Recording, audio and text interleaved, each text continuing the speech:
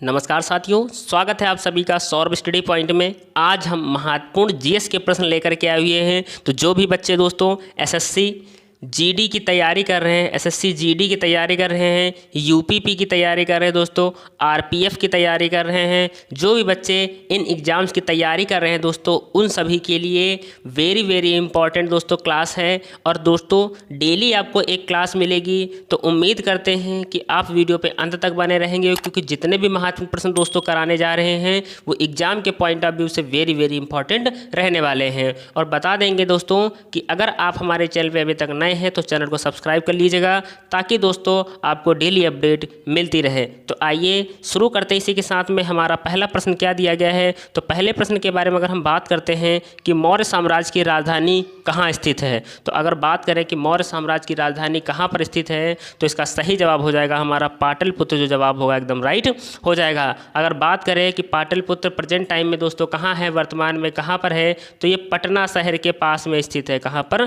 पटना शहर के पास में स्थित है दोस्तों। इसी तरह के प्रश्न एग्जाम में आपको देखने को मिलेंगे। तो आइए बढ़ते हैं इसी के साथ में हम अगले प्रश्न पर। अगला प्रश्न हमारा क्या दिया गया है कि हल्दी घाटी का युद्ध कब लड़ा गया था। हल्दी घाटी का जो युद्ध है वो कब लड़ा गया था, तो इसका सही जवाब हो जाएगा हमारा 1576 में लड़ा गया था दोस्तों। अगर इसकी डेट बता एग्जैक्ट दोस्तों डेट क्या थी, 18 जून 1576 को हल्दी घाटी का युद्ध हुआ था। और ये अकबर और मेवाड़ के शासक महाराणा प्रताप के बीच हुआ था। किसके किसके दोस्तों? हल्दी घाटी का युद्ध अगर बात करें किसके किसके बीच हुआ था, अकबर और मेवाड़ के राजा दोस्तों महाराणा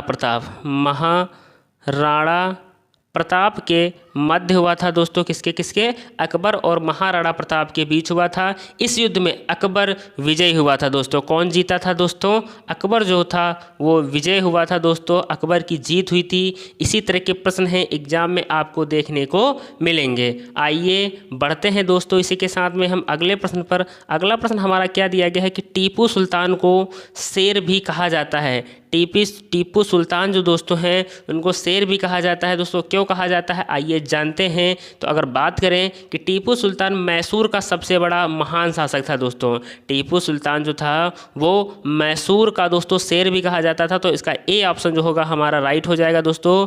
कहाँ का शेर था दोस्तों? तो ये मैसूर का शेर कहा जाता था। आइए इसके बारे में जानते हैं कि टीपू सुल्तान मैसूर का सबसे बड़ा महान शासक था। उन्होंने कई बार अंग्रेजों को दोस्तों धूल चटाई थी। अपनी वीरता के कारण वे शेर ए मैसूर कहलाए थे दोस्तों। क्या कहलाए थे दोस्तों? शेर ए मैसूर कहलाए थे। शेर ए मैसूर कहलाए थे दोस्तों। शेर ए मैसूर कहलाए थे दोस्तों, इसलिए इन्हें टीपू सुल्तान को दोस्तों मैसूर का शेर भी कहा जाता है। आइए अगले प्रश्न पर बढ़ते हैं कि अगला प्रश्न हमारा क्या दिया गया है। तो अगर अगले प्रश्न के बारे में हम यहाँ पर बात करते हैं कि 1946 के कैबिनेट मिशन का नेतृत्व किसके द्वारा किया गया था। तो दोस्तों जो 1946 में जो कैबिनेट मिशन हुआ था उसका नेतृत्व किसके द्वारा किया गया था, तो आइए जानते हैं इसका सही जवाब क्या हो जाएगा। तो इसका सी ऑप्शन जो होगा हमारा राइट हो जाएगा। तो सर पैट्रिक लॉरेंस के दोस्तों नेतृत्व में कैबिनेट मिशन का नेतृत्व किया गया था। और एग्जाम में पूछा जाता है कि कैबिनेट मिशन कब हुआ दोस्तों, तो 1946 को भारत में आता है। और इसका नेतृत्व किसने किया था दोस्तों, तो सर पैट्रिक लॉरेंस ने दोस्तों इसका नेतृत्व किया था। आइए अगले प्रश्न पर बढ़ते हैं कि अगला प्रश्न हमारा क्या दिया गया है। अगला है कि भारतीय संविधान में मौलिक अधिकारों की सूची संविधान से ली गई थी। तो दोस्तों किस संविधान से ली गई थी हमको बताना है कि इसका सही जवाब क्या हो जाएगा। तो अगर बात करें सही जवाब की दोस्तों, तो भारतीय संविधान में जो मौलिक अधिकारों की सूची है दोस्तों वो अमेरिका के संविधान से ली गई थी दोस्तों। कहाँ से ली गई थी? अमेरिका के संविधान से ली गई थी। तो ए ऑप्शन जो होगा हमारा राइट हो जाएगा। इसी तरह के प्रश्न दोस्तों एग्जाम में आपको देखने को बारी बारी से मिल सकते हैं। तो अगर हम बात करें कि अमेरिका से और भी क्या क्या चीज़ें ली गई थी दोस्तों, तो अगर बात करें तो मौलिक अधिकार दोस्तों हो गया। दूसरा हमारा हो जाएगा राष्ट्रपति पर महाभियोग। राष्ट्रपति पर दोस्तों जो महाभियोग लगता है दोस्तों, ये भी अमेरिका से ही लिया गया था। एग्जाम में आपको देखने को मिल सकता है। तो दोस्तों जो भी बच्चे अभी एसएससी जीडी के फॉर्म आ चुके हैं और जिन्होंने फिल नहीं किया है तो वो लोग दोस्तों फिल करना शुरू कर दें, क्योंकि ऑनलाइन के लिए दोस्तों साइट ओपन हो गई है। तो उम्मीद करते हैं कि आप लोग अगर अच्छा स्कोर करना चाहते हैं एसएससी जीडी में दोस्तों तो वीडियो पे अंत तक बने रहें और चैनल को सब्सक्राइब कर लीजिएगा, ताकि दोस्तों आपको डेली अपडेट मिलती रहे। आइए अगले प्रश्न पर देखते हैं कि अगला प्रश्न हमारा क्या दिया गया है कि भारतीय संविधान का अनुच्छेद 343 किसके बारे में है। जो आर्टिकल 343 है वो किसके बारे में है, तो आइए जानते हैं। इसका सही जवाब हो जाएगा कार्यालय भाषा के रूप में हिंदी दोस्तों, सी ऑप्शन हमारा राइट हो जाएगा। तो दोस्तों 343 किसके बारे में है कि कार्यालय भाषा के रूप में हिंदी। तो आइए इसके बारे में हम जानते हैं कि दोस्तों जैसा कि आप लोगों को पता है कि संविधान में राजभाषा के संबंध में जो धारा 343 से 351 तक की व्यवस्था की गई है। और दोस्तों अगर बात करें कि धारा 343A के अनुसार जो है भारतीय संघ की राजभाषा हिंदी एवं लिपि देवनागरी होगी। दोस्तों ये आर्टिकल 343 से 351 तक दोस्तों इसमें व्यवस्था की गई है। और जैसा कि आप लोगों को पता है कि 14 सितंबर को प्रतिवर्ष हिंदी दिवस के रूप में मनाया जाता है। दोस्तों अगर बात करें हिंदी दिवस के बारे में तो 14 सितंबर को दोस्तों प्रत्येक वर्ष हिंदी दिवस के रूप में भी मनाया जाता है। आइए अगले प्रश्न पर बढ़ते हैं। अगला प्रश्न है कि कौन सा मौलिक अधिकार 44वें संविधान संशोधन द्वारा समाप्त कर दिया गया था। हमको बताना है कि कौन सा मौलिक अधिकार जो है वो 44वें संविधान संशोधन द्वारा समाप्त कर दिया गया था। तो इसका सही जवाब हो जाएगा संपत्ति का अधिकार। तो बी ऑप्शन हमारा दोस्तों क्या हो जाएगा, राइट हो जाएगा। संपत्ति का अधिकार था दोस्तों जो 44वें संविधान संशोधन द्वारा इसको हटा दिया गया था। आइए अगले प्रश्न पर बढ़ते हैं कि अगला प्रश्न हमारा क्या दिया गया है। अगला प्रश्न है दोस्तों कि भारत के राष्ट्रपति कितने राज्यसभा सदस्यों को मनोनीत कर सकता है। तो अगर बात करें हम यहाँ पर कि राज्यसभा, पहले अगर बात कर लेते थोड़ी सी दोस्तों कि जो राज्यसभा के अधिकतम सदस्यों की कुल संख्या कितनी होती है। तो अगर बात करें राज्यसभा के कुल सदस्यों की संख्या होती है 250 होती है। संविधान के अनुच्छेद 80 के अनुसार दोस्तों, जो आर्टिकल 80 के अनुसार 12 सदस्य दोस्तों, कितने 12 सदस्य जो है वो राष्ट्रपति मनोनीत करता है। और शेष जो 238 सदस्य होते हैं दोस्तों, 238 सदस्य होते हैं वो राज्य एवं संघ शासित प्रदेशों के विधानसभाओं में अनुपातिक प्रतिनिधित्व पद्धतियों के अनुसार चुन करके आते हैं। तो दोस्तों कितने राष्ट्रपति के द्वारा चुने जाते हैं, 12 मनोनीत किए जाते हैं। आइए अगले प्रश्न पर देखते हैं कि अगला प्रश्न हमारा क्या दिया गया है। अगला प्रश्न है कि लोकसभा में विपक्ष के प्रथम नेता थे। हमको बताना है कि जो लोकसभा के विपक्ष के जो प्रथम नेता थे वो कौन थे। तो इनका सही जवाब हो जाएगा हमारा A.K. गोपालन। जो जवाब होगा एकदम राइट हो जाएगा। जो A.K. गोपालन है दोस्तों वो लोकसभा के विपक्ष के प्रथम नेता थे। आइए इसी क्रम में हम बढ़ते हैं अगले प्रश्न पर। अगला प्रश्न हमें दिया गया है कि land of the golden pagoda किसे कहा जाता है। Land of the golden pagoda किसे कहा जाता है। तो इसका सही जवाब हो जाएगा हमारा म्यांमार को कहा जाता है। दोस्तों किसको कहा जाता है, म्यांमार को कहा जाता है। तो इसका सही जवाब हो जाएगा हमारा ए ऑप्शन जो होगा वो राइट हो जाएगा। दोस्तों किसको कहा जाता है, म्यांमार को कहा जाता है। आइए जानते हैं कि क्यों कहा जाता है। तो पैगोडा एक विशेष प्रकार का बौद्ध मंदिर है जिसमें बौद्ध संतों एवं अनुयायियों का शरीरावशेष रखे जाते हैं। दोस्तों क्या है, पैगोडा जो है वो एक विशेष प्रकार का बौद्ध मंदिर है। क्या है दोस्तों, पैगोडा जो है एक बौद्ध मंदिर है। दोस्तों क्या है, बौद्ध मंदिर है दोस्तों, जिसमें बौद्ध संतों एवं अनुयायियों के शरीरावशेष रखे जाते हैं। पैगोडा का शीर्ष स्वर्ण जो है वो चादरों से ढका रहता है। ये पैगोडा म्यांमार के प्रत्येक कोने में देखने को मिल जाते हैं। और पैगोडे में सोने के प्रयोग के कारण ही देश स्वर्ण पैगोडाओं के देश की उपमा से विभूषित किया जाता है। इसी तरह के प्रश्न आपको एग्जाम में देखने को मिल सकता है। दोस्तों आइए अगला प्रश्न देखते हैं हमारा क्या है कि कर्नाटक स्थित जोग प्रपात किस नदी पर है। जो कर्नाटक में स्थित जोग प्रपात है वो किस नदी पर बना हुआ है। तो इसका सही जवाब हो जाएगा शरावती नदी पर बना हुआ है। दोस्तों किस नदी पर बना हुआ है, शरावती नदी पर बना हुआ है, ये स्थित है। अगर बात करें दोस्तों एग्जाम में पूछा जाता है कि जोग प्रपात कहाँ है, तो कर्नाटक में स्थित है। किस नदी पर है, तो शरावती नदी पर स्थित है। आइए इसी तरह के जो प्रश्न हैं वो एग्जाम में आपको देखने को मिल सकते हैं। तो उम्मीद करते हैं कि आप लोगों को ये प्रश्न बहुत अच्छे से समझ में आ रहे होंगे। आइए अगले प्रश्न पर चलते हैं कि अगला प्रश्न हमारा क्या है कि महात्मा गांधी की राम राज्य की संकल्पना क्या थी? तो दोस्तों महात्मा गांधी की जो राम राज्य की जो संकल्पना थी वो क्या थी? तो इसका सही जवाब हो जाएगा राज्य विहीन समाज। क्या थी दोस्तों? राज्य विहीन समाज जो होगा हमारा जवाब एकदम राइट हो जाएगा।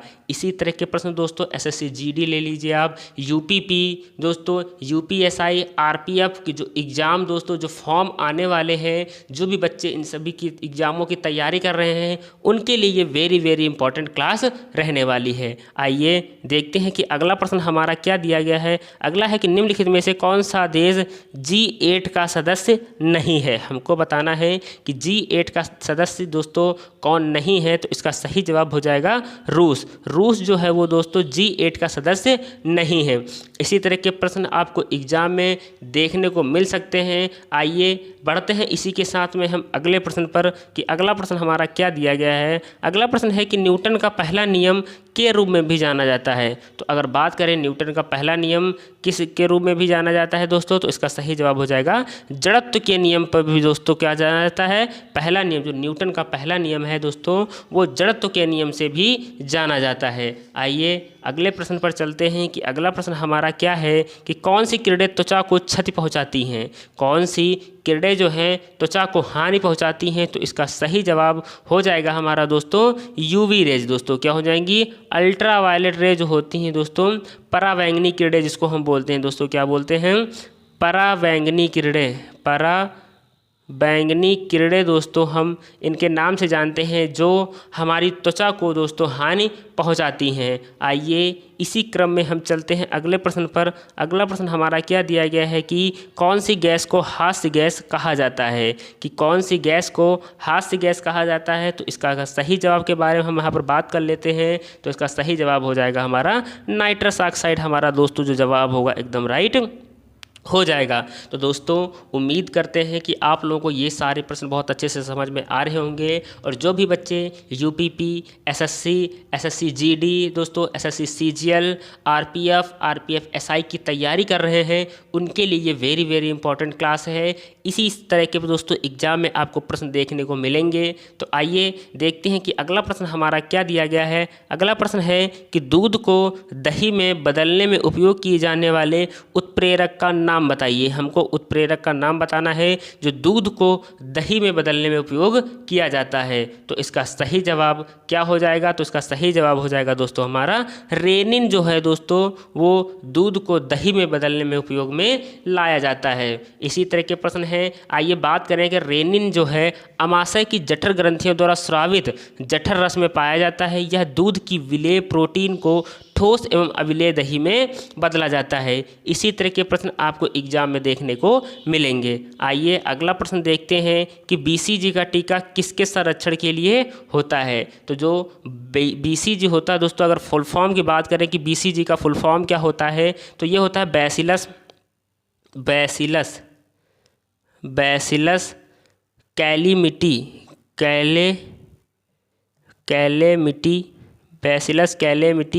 ग्यूरिन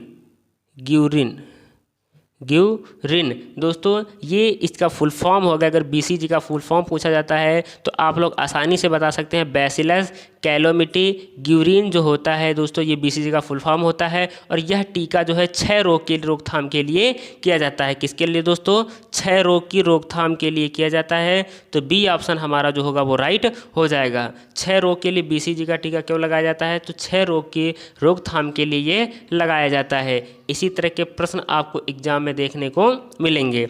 आइए अगले प्रश्न पर देखते हैं कि मैंगीफेरा इंडिका किसका वैज्ञानिक नाम है? तो दोस्तों जो मैंगीफेरा इंडिका नाम है वो किसका है? तो इसका सही जवाब हो जाएगा आम का। तो दोस्तों अगर हम बात करें ट्रिक की तो यहाँ पे लिखा हो मैंगी से दोस्तों हम बना सकते हैं मैंगो। क्या बना सकते हैं? मैंगो। और मैंगो मीन्स क्या होता है दोस्तों? आम होता है। तो मैंगीफेरा इंडिका किसका नाम हो जाएगा? आम का नाम हो जाएगा। आइए अगले प्रश्न पर बढ़ते हैं। अगला प्रश्न हमारा क्या दिया गया है कि ईमेल का आविष्कार किसने किया था? ईमेल का जो आविष्कार है वो किसने किया था? तो इसका सही जवाब हो जाएगा हमारा दोस्तों डी ऑप्शन जो होगा वो एकदम राइट हो जाएगा। VA शिवा अय्यादुराई ने दोस्तों जो है वो ईमेल का आविष्कार किया था। इसी तरह के प्रश्न हैं जो आपको एग्जाम में बारी बारी से देखने को मिलेंगे। तो आइए अगले प्रश्न पर चलते हैं कि अगला प्रश्न हमारा क्या है कि रेड डेटा बुक में किसका विवरण दर्ज होता है? जो रेड डेटा बुक है वो किसका इसमें विवरण दर्ज होता है? तो आइए जानते हैं कि इसका सही जवाब क्या हो जाएगा दोस्तों। तो बी ऑप्शन जो होगा हमारा राइट हो जाएगा, संकटग्रस्त पौधों व जीवों का दोस्तों किसका विवरण दर्ज होता है? दोस्तों ये पिछली बार SSC GD का जो एग्ज़ाम हुआ था उसमें ये प्रश्न पूछा गया था दोस्तों।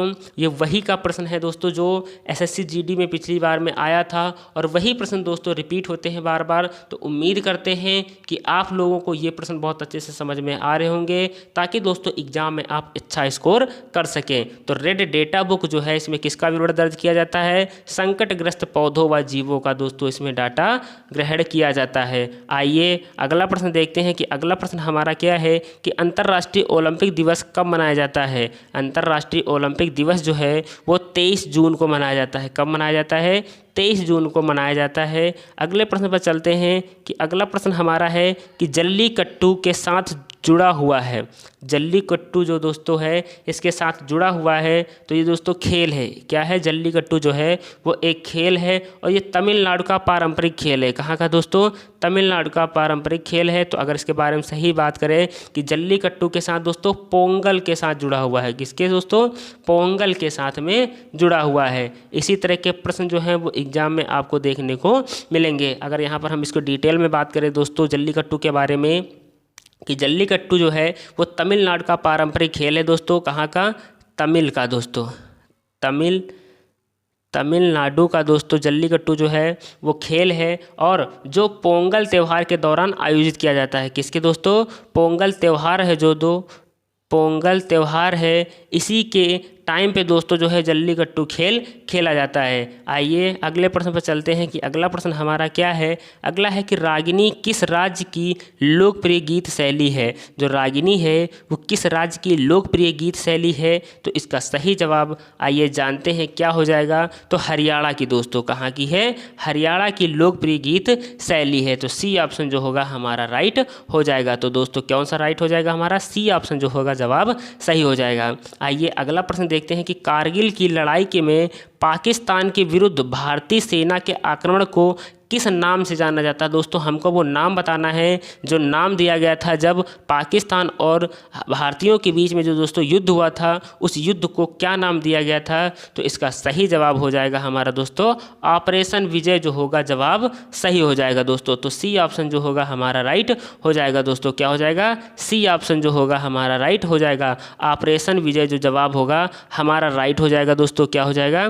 ऑपरेशन विजय नाम दिया गया था दोस्तों। क्या नाम दिया गया था? ऑपरेशन विजय नाम दिया गया था। इसी तरह के प्रश्न दोस्तों एग्जाम में आपको बारी बारी से देखने को मिल सकते हैं। तो दोस्तों उम्मीद करते हैं कि आप लोगों को ये सारे प्रश्न बहुत अच्छे से समझ में आए होंगे। तो अगर आप डेली वीडियो दोस्तों देखना चाहते हैं तो चैनल को सब्सक्राइब कर लीजिएगा ताकि आप SSC GD का दोस्तों एग्ज़ाम हो गया, आपका UPP हो गया, RPF SI जो भी दोस्तों एग्ज़ाम होने वाले हैं दोस्तों उन सभी के लिए वेरी वेरी इंपॉर्टेंट क्लास रहने वाली है। तो दोस्तों अगर आप हमारे चैनल पे अभी तक नए हैं तो चैनल को सब्सक्राइब कर लीजिएगा। धन्यवाद।